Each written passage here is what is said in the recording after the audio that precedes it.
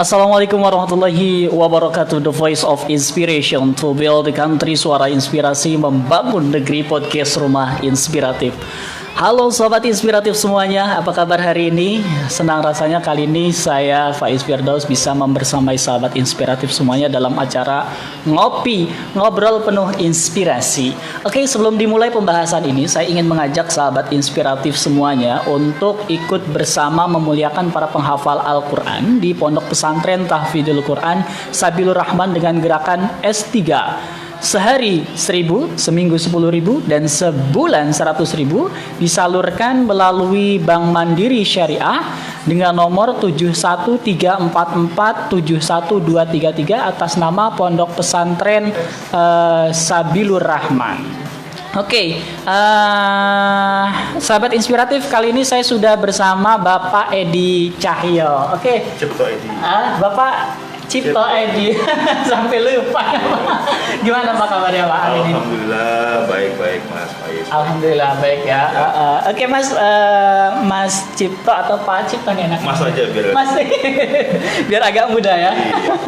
Oke, Mas Cipto, hari ini kita pengen membahas tentang pengenalan tentang Bapas itu apa di kalangan masyarakat kita. Iya, baik. Tapi terlebih dahulu mungkin Pak Cipto ini dong kenalan terlebih dahulu bersama sahabat inspiratif. Iya, selamat pagi. Assalamualaikum warahmatullahi wabarakatuh. Waalaikumsalam warahmatullahi wabarakatuh. Perkenalkan, saya Cipto Edi selaku Kepala Balai Pemasyarakatan kelas 2 Serang, di mana Balai Pemasyarakatan kelas 2 Serang di bawah Kementerian Hukum dan HAM wilayah Banten yang punya beberapa wilayah di Serang Raya dan Cilegon, diantaranya Kota Serang, Kabupaten Serang, kemudian Kabupaten Pandeglang, Kabupaten Lebak, dan Kota Cilegon. Yang menjadi wilayah kerja dari Bapas. Oke, luar biasa. Oke, Pak Cipto, masyarakat nih di kalangan kita masih banyak yang belum tahu ya apa sih sebenarnya Bapas itu ya. Mungkin Pak Cipto bisa menjelaskan. Ya, Bapas itu adalah Balai Pemasyarakatan ya, di mana sebetulnya satu lingkup dengan rutan ya, rumah tanah negara, kemudian lembaga pemasyarakatan dan Balai Pemasyarakatan juga Rubasa. Nah, seperti kita ketahui bersama bahwa ketika seorang menjadi terpidana ya, kemudian dia diputus secara ingkrah oleh hakim, kemudian dia itu masuk ke lembaga pemasyarakatan, kemudian setelah menjalani 2/3 masa pidana dan memenuhi syarat-syarat tertentu, kemudian dia bisa mendapatkan hak-haknya, diantaranya adalah integrasi, yaitu kembali ke masyarakat. Nah, disitulah peran Bapas mulai ya, peran Bapas mulai dijalankan. Sebenarnya peran Bapas itu sebenarnya dari awal ya, jadi dari ABH, anak berhadapan dengan hukum, itu Bapas sudah hadir di sini ya, untuk pendampingan, kemudian untuk yang dewasa, napi dewasa, yaitu ketika dia itu setelah masuk sesuai dengan Permen 35 ya, tahun 2018 itu tentang revitalisasi, bahwasanya ketika tahanan maupun narapidana masuk di dalam lembaga pemasyarakatan, 7 hari setelah dia masuk, itu peran PK Bapas ya namanya, peran petugas Bapas itu sudah hadir untuk membuat litmas ya. Nah, untuk Bapas itu sendiri tugas dan fungsinya adalah sebagai pendampingan ya ABH, kemudian menyelesaikan permintaan litmas ya. Nanti kita kupas lah ya. Ini yang pokok-pokok saja saya sampaikan dulu, yaitu litmas, kemudian pengawasan kepada klien pemasyarakatan dan juga pembimbingan klien pemasyarakatan supaya dia ketika nanti kembali ke masyarakat itu menjadi warga warga negara yang baik, yang bisa berkontribusi di dalam masyarakat. Nah, itu diantara. Nah, Pak Cipto, ini kan kalau kita lihat Bapas ini namanya Bapas Serang ya. Ya. Apakah memang wilayahnya hanya memang mengurusi sektor Serang saja, atau memang juga mengurusi banyak tempat nih? Oke, baik Mas Faiz ya. Jadi di wilayah Banten itu ada 3 balik masyarakatan. Yang pertama itu di kelas 1 itu di Bapas 1 Tangerang. Itu wilayahnya di Tangerang Kota. Dan kemudian dan Tangerang Selatan. Kalau yang Tangerang Bapas 1 Tangerang. Kemudian yang kedua adalah Bapas Serang. Ya, Bapas Serang itu wilayahnya yang tadi saya sebutkan ya meliputi 5 wilayah.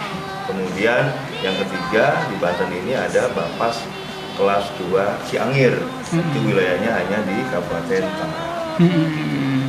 Nah, kalau di Bapas sendiri ini sebenarnya tugas dan tupoksinya apa sih Pak? Ya tadi saya sebutkan bahwa Bapas itu sebenarnya sudah hadir ya sebelum dan pra adjudikasi, kemudian adjudikasi dan di pos adjudikasi.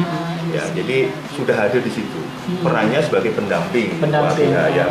Ketika ada ABH ya anak berhadapan dengan hukum, peran PK. PK itu pembimbing kemasyarakatan. Itu yang punya pejabat fungsional tertentu yang secara teknis melakukan pendampingan kepada ABH. Nah, kemudian setelah selain itu juga untuk dewasa itu juga tadi saya sebutkan setelah 7 hari dia itu masuk ke dalam lembaga itu sudah hadir PK-PK masyarakatan itu untuk melitmas pembinaan awal, kemudian litmas perawatan, sehingga sampai nanti pembuatan litmas untuk integrasi sampai si narapidana itu keluar ke dalam masyarakat. Itu pun masih dilakukan pengawasan dan pembimbingan oleh PK-PK kami sampai selesai masa percobaan berakhir. Nah itu tugasnya. Nah, Bapak ini kan sebagai kepala Bapas ya? Berarti menaungi banyak wilayah ya, diantaranya ada Kota Serang, Kabupaten Serang, kemudian Kota Cilegon juga, Lebak juga. Nah, tugas dari kepala Bapak sendiri ini apa Pak? Nah, tugasnya ini sebagai manajer lah ya, manajer dari teman-teman di PK ini. Ya, jadi ketika ada permintaan litmas contohnya ya, dan masyarakat dari UPT itu unit penelitian teknis dari rutan maupun dari lapas. Nah, ini tugas kepala ini mendisposisikan permintaan itu kepada bimbing masyarakat untuk dilakukan penyelesaian litmas. Itu contoh tugasnya. Ya, tugasnya juga kepala masyarakat juga secara administrasi juga iya, secara teknis juga untuk pelaksanaan dari proses-proses di dalam pelitmasan, pendampingan, pengawasan dan pembimbingan untuk klien. Nah, kalau di Bapak sendiri Pak ada bidang-bidangnya apa sih Pak? Ada, ya. Jadi dari struktur organisasi di Bapas kelas 2 Serang ini, karena Bapas ini kelas 2, jadi pejabat strukturalnya itu ada 4 termasuk kepala, ya. Kepala Bapas, kemudian di bawah itu ada kepala urusan umum, kemudian ada kasubsi BKA, yaitu kasubsi bimbingan klien anak, dan kasubsi BKD, kasubsi bimbingan klien dewasa. Oh, berarti secara saya dapat sedikit menyimpulkan Bapas ini berperan besar ya sebagai pendamping untuk ex narapidana ya Pak? Ya. Baik dewasa ataupun anak ya? Ya. Karena memang kan banyak nih sahabat inspiratif yang ada di rumah, kalau masyarakat kita yang mungkin terjerat kasus kemudian juga masuk ke lapas ya, mereka kayaknya kurang motivasi ya Pak ya untuk bisa menjalani setelah dia selesai mungkin masa tahanannya. Akhirnya di kalangan di masyarakat kadang juga dikucilkan, sehingga memang Bapas ini sangat penting perannya, baik sekali menjadi pendamping, bahkan juga ada diantaranya juga memberikan pelatihan life skill ya Pak ya untuk ya itulah peran kami ya. Setelah memang begitu kami menerima klien pemasyarakatan dari rutan maupun lapas. Kemudian kita akan melakukan serah terima, kita asesmen dia, ya kita asesmen. Kira-kira memang kebanyakan dari mereka itu bingung ketika mau kembali ke masyarakat, tapi itu bingung.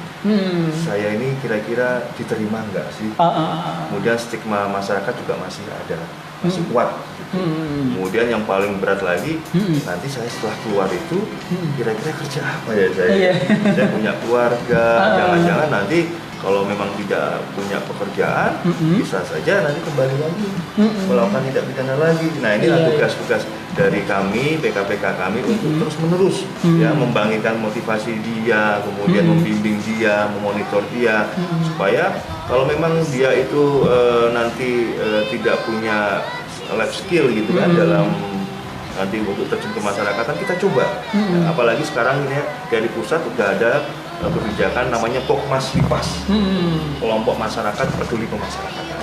Nah, kebetulan Bapak Serang sudah bekerja sama dengan mitra-mitra ya, yang dari baik untuk bimbingan kemandirian, bimbingan kepribadian,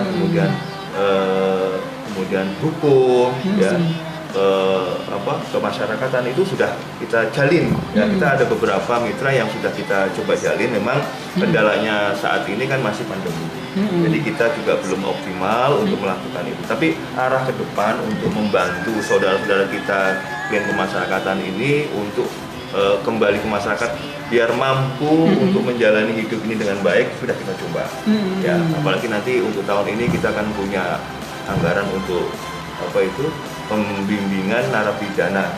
Nah, itu juga kita nanti coba ya, kita cobakan. Kita sudah MOU bersama dengan suatu yayasan kemitraan dan dia sanggup untuk bekerja sama bersinergi dengan Bapas untuk membuat untuk melatih kemandirian mereka supaya mereka itu nanti kembali ke masyarakat, menjadi masyarakat yang baik. Luar biasa, sahabat inspiratif, ternyata unik sekali ya, peran Bapas ini sangat penting-penting, berpengaruh besar bagaimana meningkatkan motivasi bagi kalangan masyarakat dari ex narapidana. Tentunya ini juga support ya. Nah, sekarang Pak, bagaimana sih andil dari pemerintah sendiri nih Pak terhadap keberadaan Bapas ini, supportnya Pak?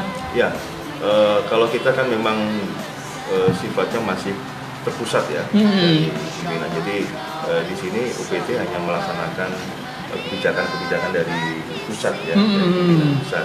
Jadi supportnya sangat bagus sekali ya untuk keberadaan Bapas ini, karena memang ke depan ini Bapas itu sangat penting sekali ya, karena memang ke depan ini peran Bapas ini sangat diperlukan ya. Contoh dengan adanya saat ini mungkin masyarakat ketahui ya, dari kemarin tahun 2020 bulan-bulan Maret itu kan kita dengar itu begitu banyak klien-klien napi yang dibebaskan gitu kan, untuk asimilasi di rumah karena pencegahan dari penyebaran virus COVID ya. Nah, itu kan masyarakat begitu khawatir bagaimana nanti begitu besar-besaran narapidana itu dibebaskan dalam rangka asimilasi di rumah, bagaimana pengawasannya. Itu peran PK Bapas di situ. Jadi peran Bapas di situ sudah hadir, yaitu untuk mengawasi dan monitoring ya. Dari kemarin segitu banyak ya yang kita terima itu untuk asimilasi rumah, ada beberapa yang memang melakukan lagi, dan itu pun sudah melalui prosedur yang ada. Sudah kita monitoring, kita bimbing, tapi memang mungkin dasar ya memang dari personal dari klien itu sendiri yang memang ingin kembali lagi ke sana. Tapi dengan jilid kedua ini, asimilasi di rumah ini ya, dengan Permen 32 tahun 2020, ini peran Bapas ini begitu kental ya. Syarat-syarat salah satunya untuk peran Bapas yaitu pembuatan litmas itu harus ada di situ. Nah, jadi kalau setelah ada litmas, berarti PK ini sudah tahu nanti kapan kemana dia akan pulang, penjaminnya ada di mana. Nah, dalam ketika mengetahui penjaminnya ada di mana, berarti pengawasannya lebih mudah. Nah, itu.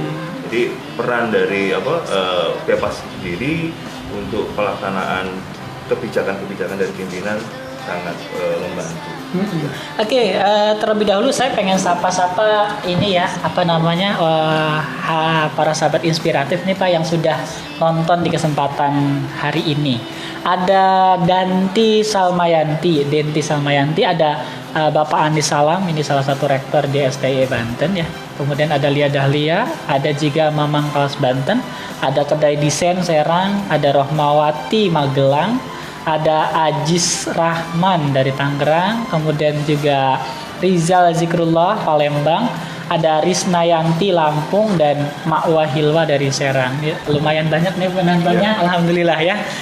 Hari ini sudah banyak yang berpartisipasi. Oke, untuk teman-teman serta sahabat-sahabat inspiratif yang ingin juga berpartisipasi, memberikan pertanyaan-pertanyaan, ya nanti bisa di komen di kolom komentar, nanti kami akan bacakan, atau mungkin aspirasi atau juga beberapa hal support dan dukungan untuk Bapas ya, khususnya di Bapas kelas 2 Serang ini. Nah, tentunya ini sangat menarik ya, tadi Bapak sudah membahas bagaimana narapidana bukankah memang di narapidana itu juga tempatnya di lapas ya Pak, atau di rutan. Apa di Bapas itu ada juga yang di penjara Pak? Oh tidak ada. Kalau Bapas tidak ada. Oh tidak ada ya. Yang di penjara itu yang di dalam tembok hanya di rutan dan di lapas. Oh di lapas. Ya, nah itulah bedanya dengan Bapas dengan rutan dan lapas. Iya. Dia kembali ke masyarakat, peran PK Bapas itulah hadir di situ. Iya. Jadi tidak ada penjara. Oh tidak ada penjara.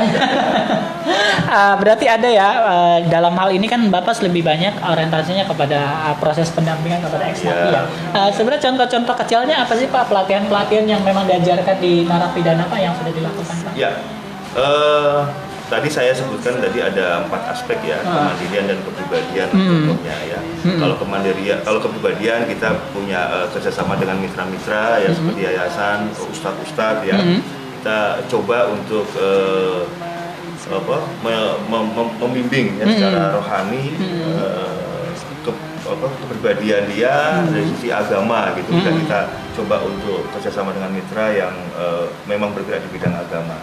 Jadi kita ada beberapa klien yang sudah hadir atau ngikutin bimbingan itu. Kemudian yang kita sudah coba itu untuk bimbingan dengan perang contohnya ya, perkumpulan anti narkoba itu yang di Serang itu ada beberapa klien kita yang belajar di situ untuk pembuatan bunga dari plastik itu bonsai, itu kemudian sendal itu juga sudah kita coba. Nah ke depan yang karena ini saya baru 1 tahun di sini ya, jadi artinya kita baru pemetaan kemarin. Mungkin tahun inilah kita mau action. Action. Kita punya nanti rencana mau kemandirian juga, pembelajaran dari peternak lele ya, dari dalam ember itu juga sudah kita canangkan itu. Selain itu ada beberapa nanti seperti ayam ya, peternak ayam super ya, super itu juga kita sudah rencanakan. Mudah-mudahan doakan saja di tahun ini bisa terwujud ya, kita bisa membantu saudara-saudara kita ya, klien-klien kemasyarakatan yang memang sebenarnya dia mungkin waktu itu salah jalur ya, sekarang dia sudah kembali ke masyarakat, kemudian dia tutup buku kelam dia, kemudian dia memandang ke depan, masa depan dia, kita coba membantu, memfasilitasi, kita mencarikan mitra-mitra untuk membantu dia. Mudah-mudahan dia juga nanti bisa hidup ya, bisa mempunyai kehidupan yang baik di dalam masyarakat. Nah, selama 1 tahun ini Pak, ketika Bapak menjabat, ada nggak sih ex-napi yang dari kalangan anak-anak Pak? Ada. Jadi kita punya klien itu untuk anak sekitar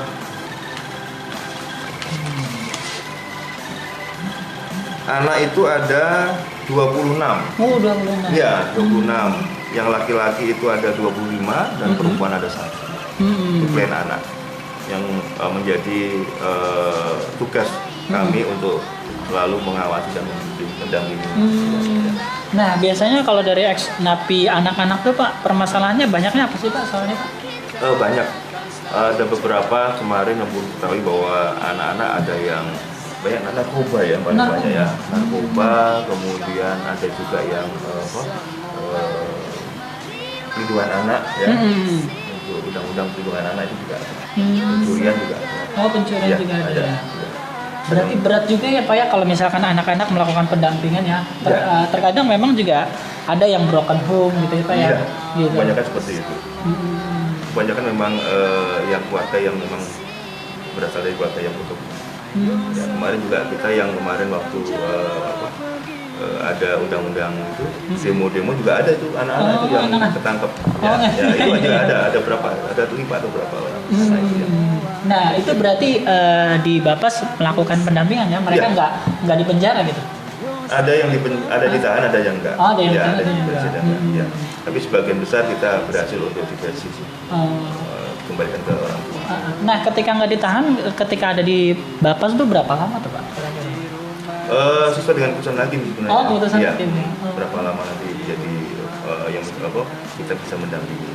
Kalau dia itu diputus di LPKA ya lembaga pembinaan khusus anak itu ya sampai dia itu menjalani pidananya ya setengah dari masa pidana baru nanti bisa diberikan integrasinya PP, pembebasan bersyarat maupun cuti bersyarat.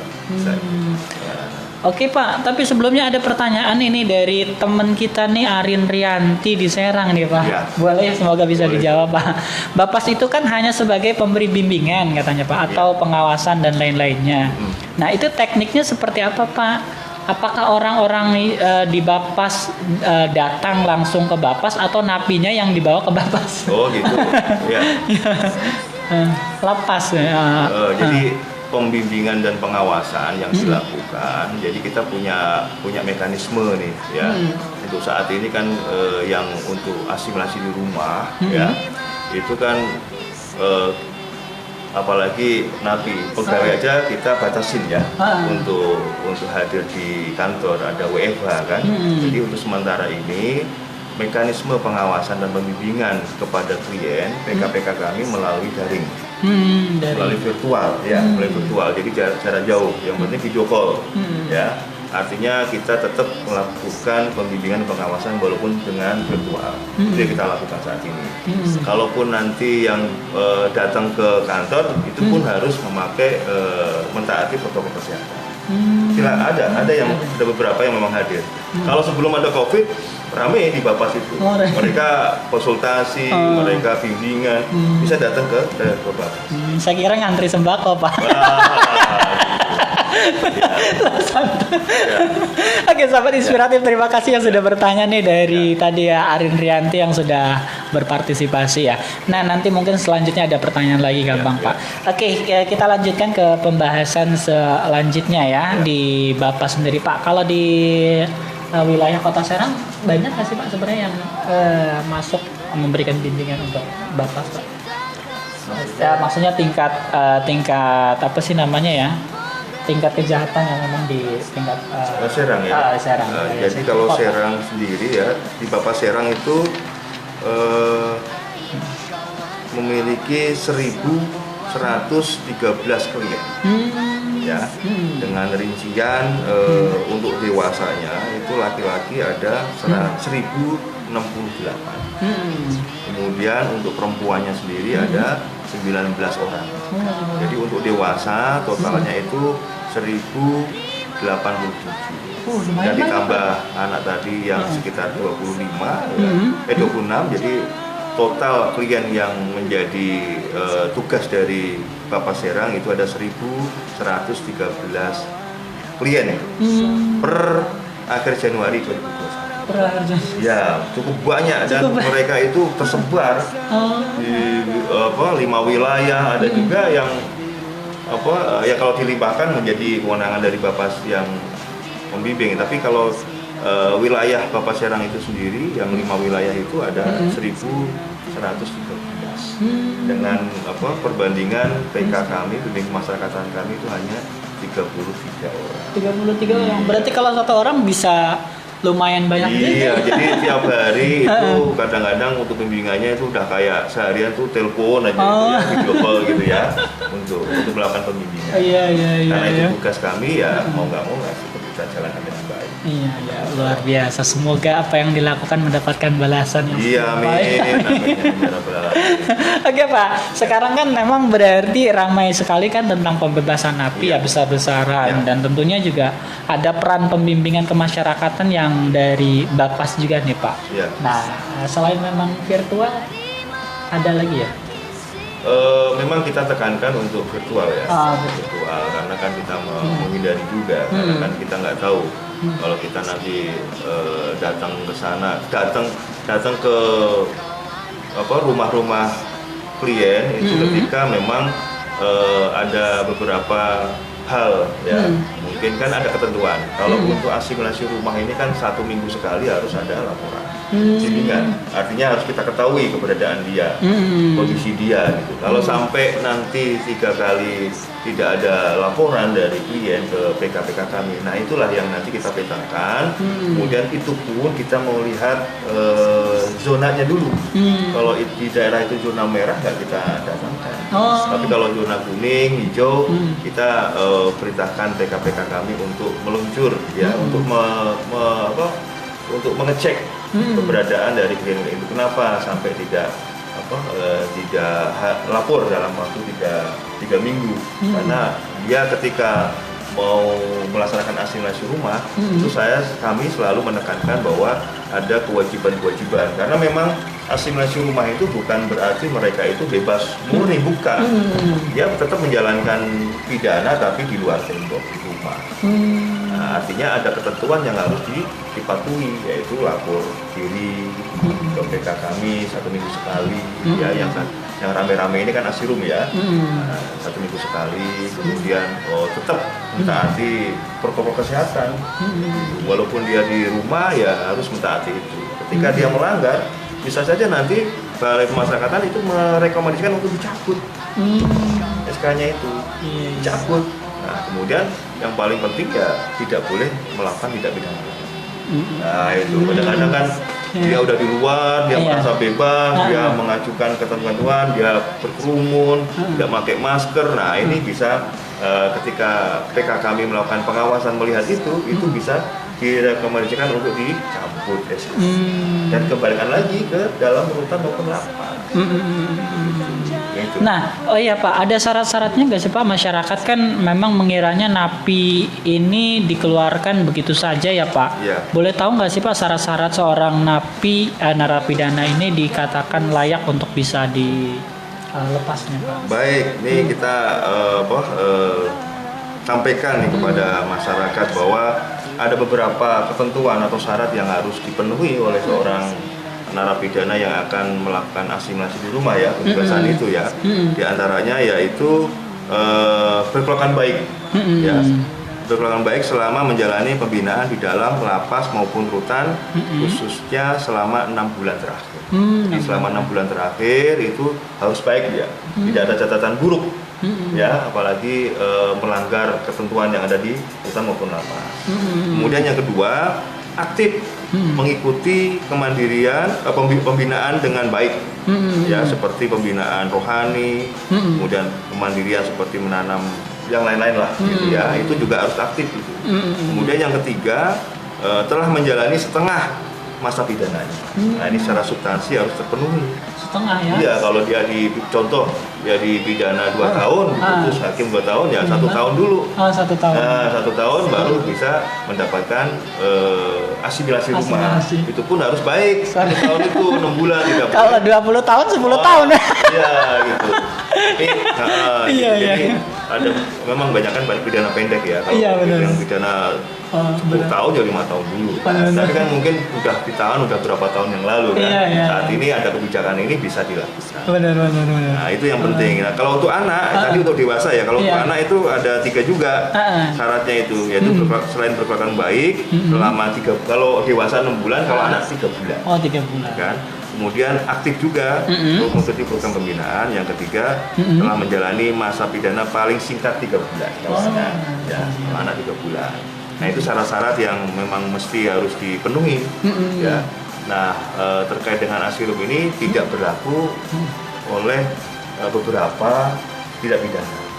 Khususnya yang PP 99 mungkin masyarakat yang mungkin sudah mengetahui PP 99 ya, yaitu diantaranya adalah korupsi, nah, itu juga nggak boleh. Kemudian teroris itu juga kita nggak boleh mendapatkan. Kemudian narkoba yang pidana 5 tahun ke atas itu juga nggak boleh. Kemudian pidana pembunuhan, ya pembunuhan dengan pasal 339 dan 340 itu nggak boleh, nggak boleh asimilasi rumah. Kemudian pencurian dengan kekerasan, ya, pasal 365 itu juga nggak boleh. Ya. Kemudian kesusilaan pasal 285 sampai dengan 290 KUHP itu juga nggak boleh. Nah, kemudian perlindungan anak, ya pasal 81 dan 82 Undang-Undang Perlindungan Anak itu juga nggak boleh. Nah itu juga ada kejahatan HAM berat, kejahatan terhadap keamanan negara, dan kejahatan transnasional terorganisir. Nah itu pidana-pidana yang tidak boleh untuk mendapatkan asimilasi di rumah. Namun boleh untuk mendapatkan hak lain seperti integrasi. Nah itu kalau yang sekarang Permen 32 tahun 2020 pidana yang tadi saya sebutkan, yang narkotika dan teroris dan segala itu nggak boleh. Nggak boleh. Iya.